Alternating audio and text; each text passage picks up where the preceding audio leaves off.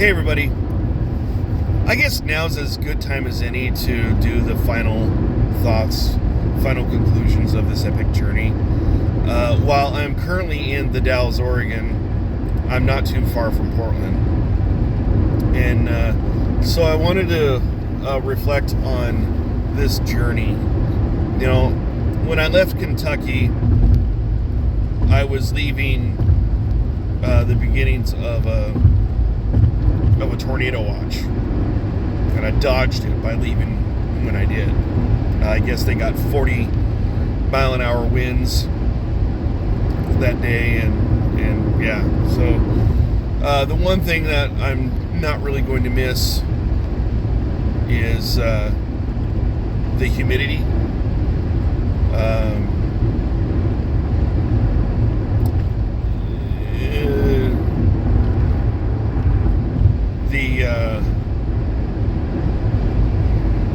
The driving 41 miles to work at Home Depot from door to door, from the house to Home Depot is 41 miles. I'm not going to miss that. I'm not going to miss the little man baby in Patrick at Plasticon. I won't miss his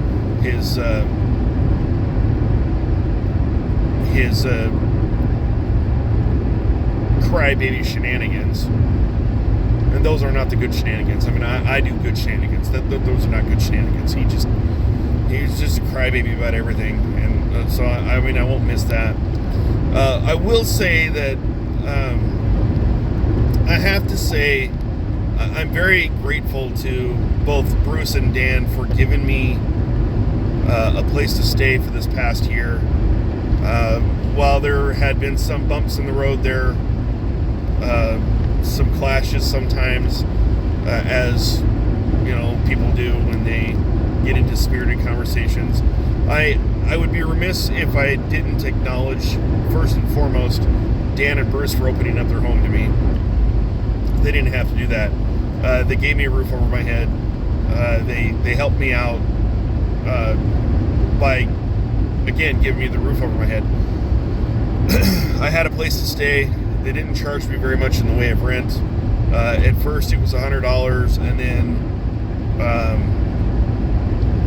then it was $100, $125, or $130, and then after a while I just started giving them $150, just because, you know, all they were really asking for me to do was to just pay my portion of utilities. The house is paid for free and clear, so it's not like they really needed me to do anything else. So I really appreciated that. And I was looking for other employment, or looking for employment other than Home Depot when I first got out there, and it just didn't pan out. So I went to Home Depot, and in a way, I wish I'd gone to Plasticon sooner. I absolutely loved that job. I did both jobs. It kind of killed me there toward the end because, like, no days off and such. But and unfortunately, Misty's not there anymore, right? She was the store manager. She really took good care of me. I mean, she opened the door, and you know, for me to come there, and I was broken, and I was just a mess, and you know, she was firm but fair, but she was always good to me. And Brenda was always good to me. Misty's no longer at the store. She was replaced by Pete. You know, I didn't really get along well with Pete. I don't know how. Well, I mean, let's just put it this way. I don't feel like I was particularly valued or respected, even though he always said, you know, hey, we respect you, we value you, you know, we blah, blah, blah, blah, blah. those are just the platitudes that he had to say to the employees to keep the morale up. But the reality is, like, he had his favorites, I think, and I wasn't one of them. I remember one time at a meeting, he's sitting there looking at me while he's just chastising the other associates that are Lyft drivers. While I don't have a Lyft license, while I can drive a forklift, I've done it before, I'm not licensed through that company to drive a forklift. But he was sitting there staring at me as if I'm the guy who was causing damage to product because morons don't know how to move product out of the way so that the lift can get through. And he'd stare at me. He did this one time where he stared at me directly, and I wanted to go off on him right then and there, but that wouldn't have been appropriate. But Brenda was an assistant manager. She was always really good to me. One thing that she always did was she'd always say, "How are you doing? Are you doing okay?" Like, she gave a shit. She really cared. And I will always appreciate that about her, and I will love her to death for that. Michael, I liked him at first, but thought we got along well at first. Then he started calling me Billy. And he's another assistant manager. He started calling me Billy, even though he knew that I didn't like it. Here's a little fun fact. I stopped going by Billy in the 6th grade. When 7th grade rolled around, very few people ever called me Billy after that point. Very few people yet, to this day, call me Billy. And those that do have earned the right to call me Billy because they've known me since we were 5, right? My mom doesn't even call me Billy anymore. Not hardly. It's usually Bill. Sometimes when she would write me a note, she'd say BJ because it's my middle name being John. So, I don't go by Billy, and I don't particularly like being called Billy unless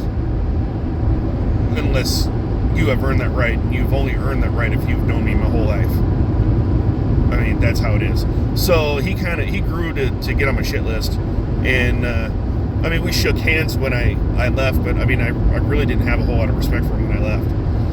Dwayne was another assistant manager who I really didn't get along with. People said that he kind of had a gruff exterior, and he's dry sense of humor, and he's kind of hard to read. I didn't like him. I tried to be friendly with him, and I always felt like he was just kind of like just snubbing me. But we eventually started to get along, and I liked him a lot. I got to shake his hand, and I think we got along really well. Jeff was another one who was great. He was another assistant manager. He was awesome. I always enjoyed working with him. He was so cool. And then there was Patty, and I don't think there's anybody who likes Patty except for her inner cabal. Like, she's not a nice person. I didn't like her. She didn't like me, and well, I didn't care. So I developed really good relationships with some people. David was not a store manager, but he was the department manager for Garden, and he gave me a Homer Award just because he knew that my time was short. He wanted to give me a Homer Award, and basically just because I was the lot monkey, right? My job was to go out there and get carts and bring them inside, and so he gave me a Homer Award for making sure that none of the carts ever hit his Jeep. He actually said that. That was, I was very appreciative of that. We weren't really good friends or anything, but we got along. And so Stephanie was another department manager.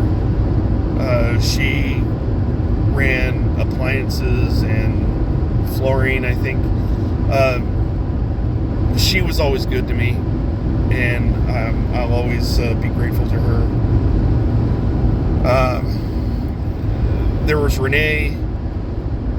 I always got along with her. She was she worked in appliances. Super sweet, really funny.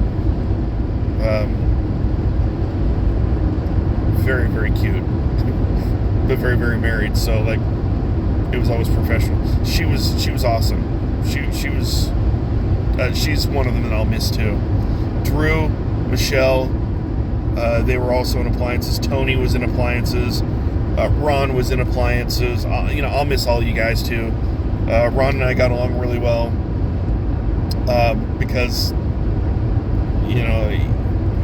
we always talked about Oregon. His daughter lives in Bend. Mike in electrical. I'm saddened that I didn't get to say goodbye to him because he's originally from Eugene, and so he was like my other Oregon buddy that I got to chit chat with, and I really liked him. He was funnier than hell. The other Bill worked in plumbing, and he and I always got along really well. He was super cool to me. Ricky worked in Millworks, which is like doors and windows and such. And he was kind of a different duck. I mean, he was different. When I first met him, he was always constantly talking shit about other people, right? And I'm sure he probably talked shit about me too. I don't know, but like there toward the end, like we actually started to get along really well. It was weird. Shook hands when I left, and it was, and he wished me well. So, I mean, I can't really say anything bad about him in that regard. Matt, who was Dave's son, Dave worked in hardware, and then he ended up going to the new tool rental that opened up. Matt was really cool. I got along with him like almost right off the bat. Well, actually, since the Christmas party, that's where I met him, and we got along really well. Dave, I got along with. He was in hardware. Taryn was hardware, and then she went to overnights. She was super cool. I mean, like, I miss her, and I wish I would have been able to say goodbye to her. But she had gone to overnights, and I never saw her. Fun fact, I locked my keys in my car one day at work there, and I was sitting there scrambling, trying to find a way to break into my car to get my keys out. And she spotted me. She's like, what are you doing? I'm like, oh, I need this for, blah, blah, blah. And she looked at me. She's like, how did you know that I knew that I used to do this? How did you know that how did you know I used to do this? Meaning breaking into cars, boost cars, what have you. I'm like, well, I didn't. And so she actually broke into my car, and then she said, don't say anything about it. Don't tell anybody that I did this. And then she'd go and blab to everybody how she broke into my car. She was cool, and I will miss her. I will miss her terribly. She was awesome. She was definitely one of my friends. There was another department manager that I forgot about, and that was Joe. Joe was the lumber and hardware manager, and he was so cool.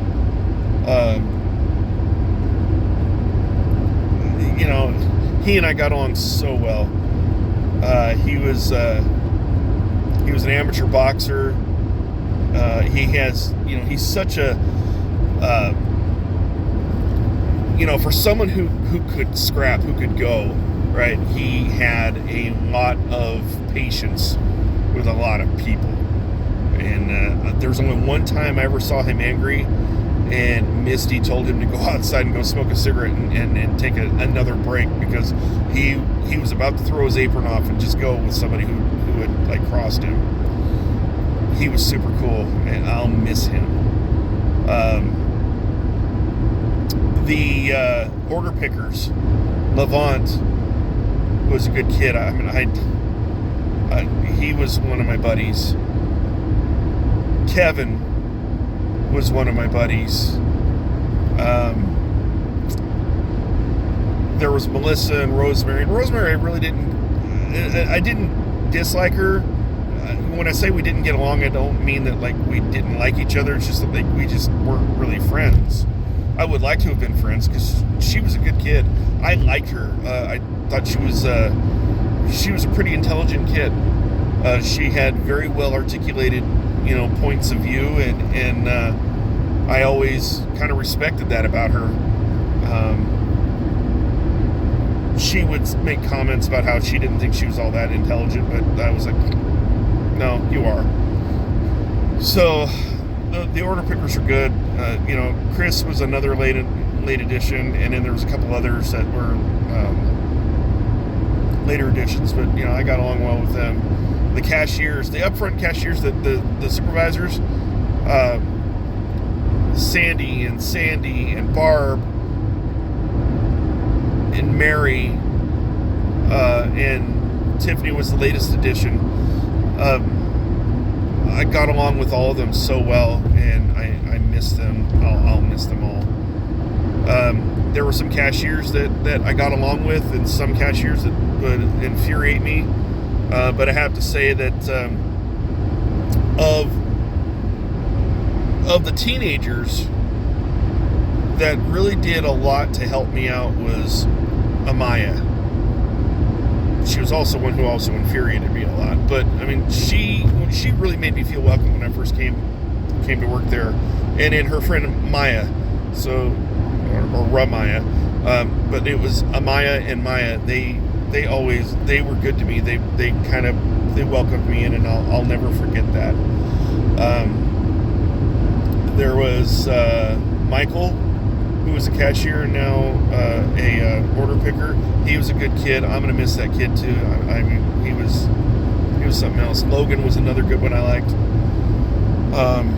Amaya, there was another Amaya. She was fun. She was an angel.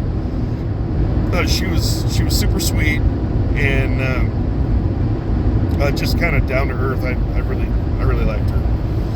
There was Polly. She was cute as hell, and we would banter back and forth. But I got along with her really well. I liked her a lot. In the paint department, there was Stephanie that I really didn't know too well. There was Zoe that there's two Zoes. I miss them both. All right. Zaire was someone who worked in flooring. One of the Zoes was her sister, and we all got along really well. In fact, we all became really good friends after I caught COVID, over 4th of July this past year. And it was, there was another Logan that worked service desk. There was Amanda who had worked at service desk, but she got let go. I miss her terribly. She was pretty. I mean, not to be too terribly graphic, but she had what my father would describe as a nice popcorn butt. She was absolutely gorgeous. I miss her. Carlos worked the service desk. Oh, buddy, Carlos. You pawned shit off on me a lot, but I didn't like how you pawned shit off on me and how you bark orders at me. But I mean, at the end of the day, I'll miss you too, buddy. And your son, man, Josh is a gem, and he gets shit on a lot by a lot of people because they just don't care to be understanding. Admittedly, he's on the spectrum, but he's a good kid who tries, and people just they shit on him because he's because he tries their patience, I guess. I don't know. It's fucked up, really. Now we're gonna get into some of my besties, my best friends, right?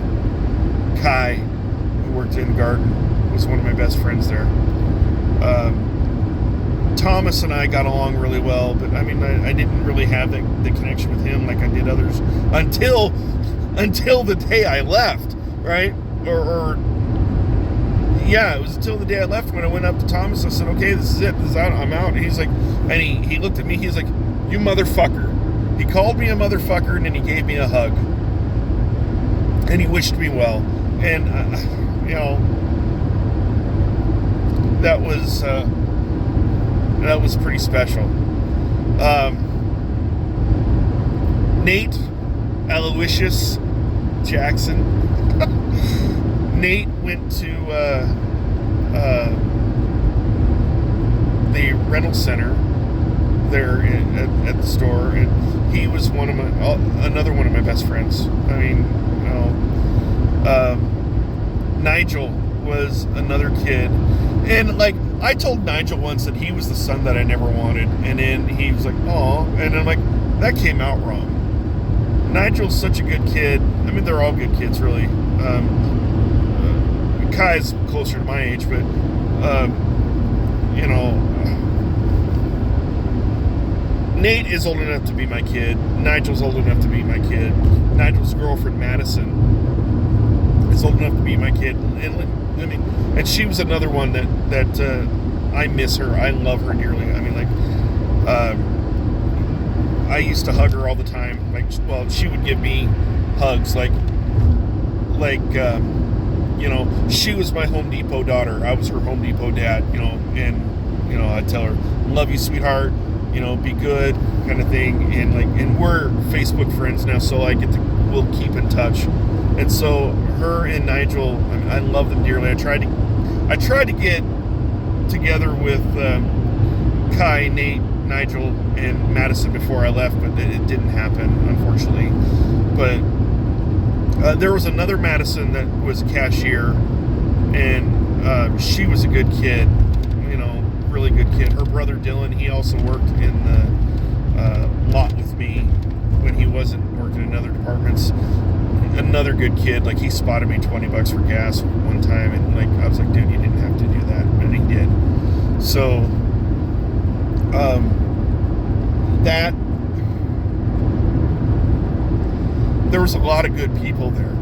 There was a lot of good people there at that store. And Kai used to say, there's a lot of good people here in Kentucky, you just need to give it a chance. And it wasn't that there wasn't good people, Kai.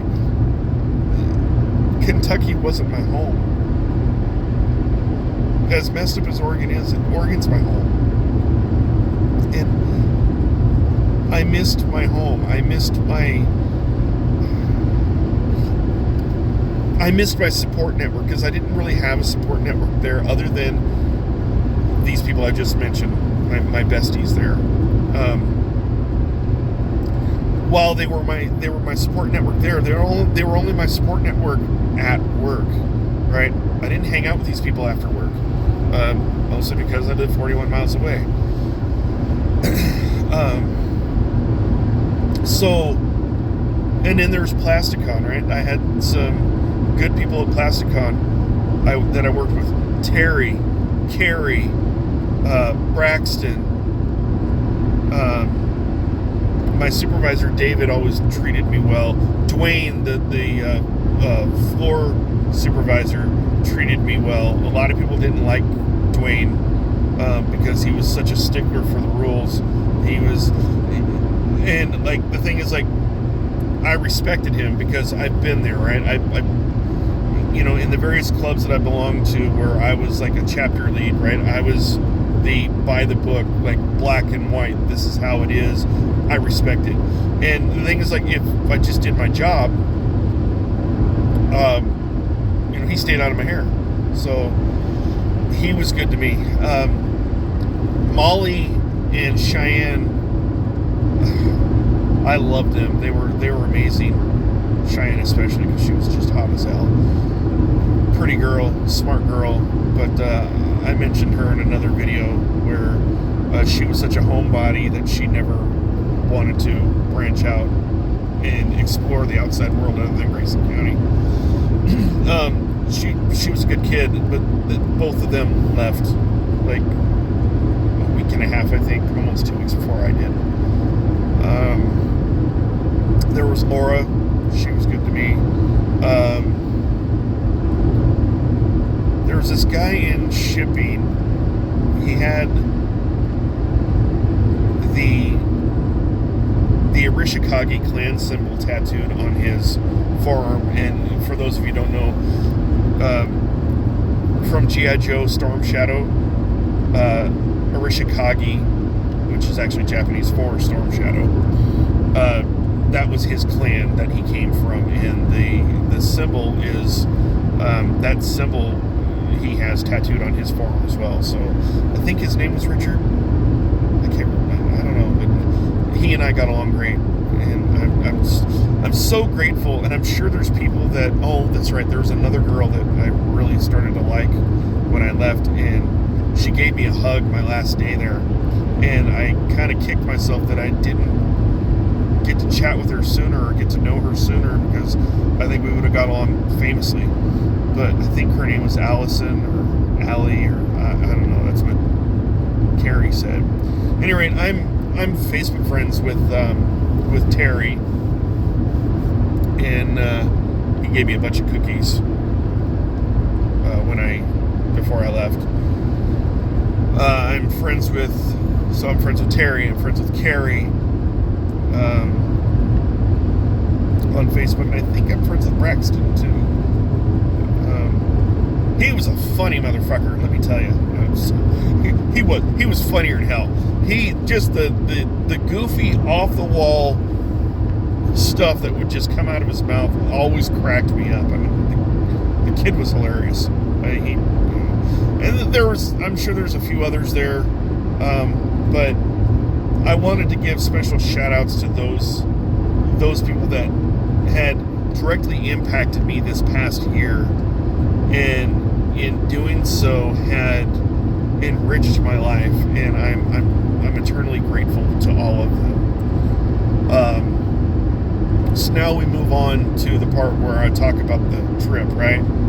So I left Kentucky, and Google Maps, I don't know why it decided to send me up through Ohio, but instead of just kicking east from Louisville to go straight to Lexington, but it had me go that way, and so that very first day was a 16-hour drive, right? And it was 16 hours because I went all the way through Ohio, Pennsylvania, back down into West Virginia, because I wanted to knock West Virginia off on my bucket list of states that I visited. Same with Maryland, and then it kicked me back up into or was supposed to kick me back up into Pennsylvania, but I missed that exit, and I came within 67 miles of Baltimore and 62 miles of Washington, D.C. Right? I rerouted and went through Gettysburg and all that, and to Jersey. So I went to New Jersey, spent the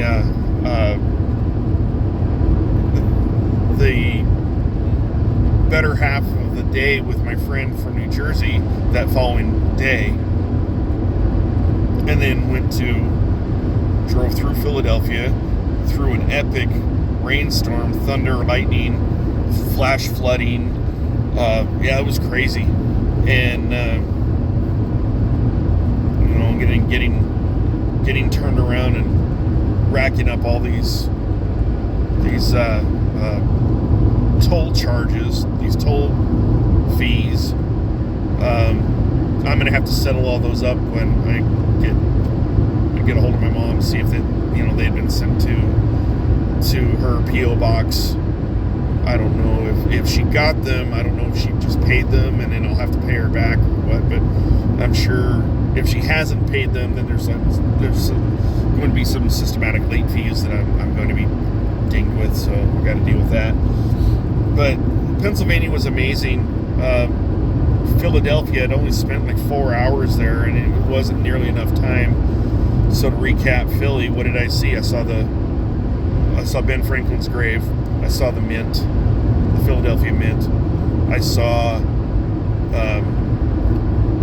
Constitutional Hall, where both the Declaration of Independence was signed and where the Constitution was ratified. I saw the Liberty Bell, which I'd always wanted to see since I was 12. I got to see, I got to go to South Philly and eat an honest-to-God cheesesteak. And then see Clyde. and had dinner with Clyde the next day, or that day rather, and we exchanged swag. We chit-chatted for a couple hours, and we just had a good visit. And then the next morning, I went off to go see Alan. We chit-chatted for about 4 hours, and then I progressed on to Ohio. Found the bar. Missed Dustin because he had to work so early in the morning. He was up in northern Ohio, and so I completely missed him outright. But I got to meet his wife. I went back the following morning, and if anything, to support the business, I went and had some lunch there, and then I had to get on the road. Drove through Ohio, drove through Indiana, drove through Illinois, ended up in Streator to this really rinky-dink motel that looked like it was like out of the 60s, and spent 2 days there, and spent both days with my cousin and her husband, and had a great time. And then I traveled all the way through to Independence, Missouri, stayed there a couple days, stayed with Thad and Laura, and catching up and baiting and pannering, and then we went to go see President Truman's grave, which was a really humbling experience for me to go see President Truman's grave. And we went to the presidential library, went to his house. They treated me to go take the tour of the house, and I just had a better appreciation for the man. I really did. I mean, I always liked him anyway. He was always he's one of my favorite 20th century presidents. And after having gone through the house and seen his grave, it just kind of reaffirmed that for me. I'm trying to wrap this up because I'm losing daylight here. Sorry. I don't have anything in the way of light while I'm driving. I may have to cut this short and do a two-parter. In fact,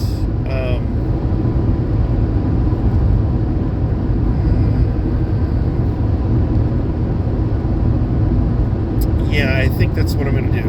So I'm going to wrap this up as part one of this epic adventure conclusion. And when I get settled, where I get settled, I don't know where I'm going yet. I'll do a part two and pick up where I left off at Independence. So by the time you see this, you just click right to the next video. So, but I'll talk to you when I have the ability to talk to you. So stay tuned and happy trails.